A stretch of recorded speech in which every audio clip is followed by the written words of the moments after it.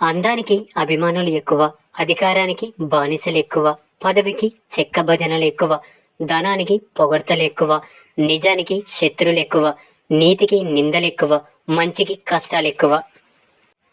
ప్రశ్నించే తత్వం నీలో పెరిగే కొద్దీ నిన్ను ద్వేషించే శత్రువుల సంఖ్య పెరుగుతూనే ఉంటుంది. సహనం నీకుంటే సకలం నీదే, వినయం నీకుంటే విజయం నీదే. గాయపరిచిందని గతాన్ని, కలిసి రావట్లేదని కాలాన్ని నిందించవద్దు. ప్రతి జీవితానికి గెలుపు రాసిపెట్టి ఉంటుంది. ఆ సమయం కోసం అన్వేషిస్తూ సాగిపోవాలి. అదృష్టంతో వచ్చింది అహంకారాన్ని కలిగిస్తుంది, తెలివితో సంపాదించింది సంతోషాన్ని ఇస్తుంది, కష్టపడి సంపాదించింది సంతృప్తినిస్తుంది.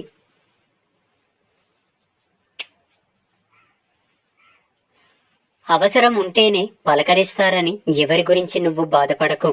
వాళ్ళు చీకటిలో ఉన్నప్పుడే వెలుగుల నువ్వు గుర్తొస్తావని సంతోషించు. ఒక్క మాట భయంకరమైన మౌనాన్ని తరిమివేస్తుంది. అదేవిధంగా ఒక్క చిన్న చిరునవ్వు అనంతమైన దుఃఖాన్ని చెరిపివేస్తుంది. కొంతమందిని ఎంత దూరం పెడితే అంత మంచిది, లేకపోతే మంచితనాన్ని కూడా చేతకనితనంలా చూస్తారు.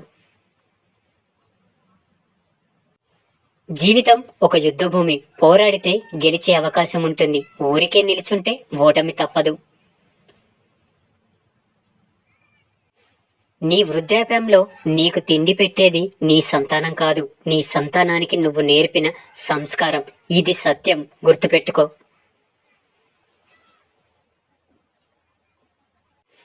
ఎడారిలో మంచినీటిని ఆశించడం లాంటిదే సాధన లేకుండా విజయాన్ని ఆశించటం. జీవితం కంటే గొప్ప విద్యాలయం లేదు, అందులో ప్రతివారు తాము కోరినంత నేర్చుకోవచ్చు. 10 మంది మనం చేసే ప్రతి పనిని ప్రశంసించాలని ఆరాటపడడంలో మన అసలు బలహీనత బయటపడుతుంది. ఉపయోగపడని విజ్ఞానం దీపం ముందు కూర్చొని కళ్ళు మూసుకోవడంతో సమానం. సోమరితనానికి మించిన సన్నిహిత శత్రువు లేదు. జై హింద్.